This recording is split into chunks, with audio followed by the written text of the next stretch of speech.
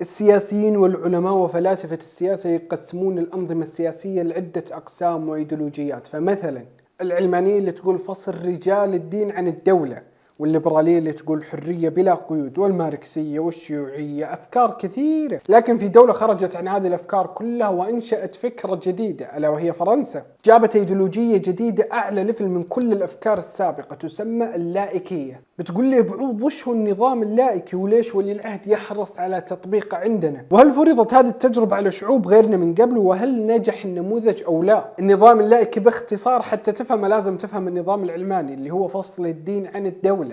النظام اللائكي فصل الدين عن جميع مجالات الحياة وإخفاء أي مظاهر للتدين في الجو العام. ركز معي مش في السلطة فقط، زي ما قلت لك العلمانيين يريدون فصل الدين عن السلطة، واللي العهد تبني الفكرة المتطرفة اللي هي اللائكية، اللي هي إخراج الدين من كل الناس ومن بين الناس ونزعه من المجتمع. يعني بالمختصر سكر إذنك عن أي شيء يخص الدين، ما نبغى نسمع طاري في الجو العام أبدا. طيب وين حصل هذا النموذج من قبل؟ حصل مرتين، مرة في تركيا بعد سقوط الدولة العثمانية، وقتها أغلقت مدارس العلم الشرعي ومنع تدريس اللغة العربية وحذفت حروف اللغة العربية من اللغة التركية. وحتى اللبس العثماني منعوه، مش فقط كذا، منعوا كل الموظفين من إطلاق اللحية سواء كنت موظف عادي أو جندي. مسخ الناس من التدين لدرجة أن أي مظاهر من التدين ممكن تطلع عليك راح يتم إعدامك بتهمة الإرهاب. المرة الثانية اللي تمت محاولة تطبيق هذا النموذج كانت في تونس. منع كل شيء يمت للدين بالصلة، حتى القبض على من أضاء منزله في وقت صلاة الفجر. يعني إذا شغلت نور بيتك عشان تصلي الفجر فأنت في دائرة الاتهام. أنا دار إنك بتقول لي بعوض أنت قاعد تبالغ ومستحيل نوصل لهذه المرحلة. أقول صبرك علي، ترى كل النموذجين هذه جت بالتدريج، ما جت كلها لحظة واحدة زي كذا.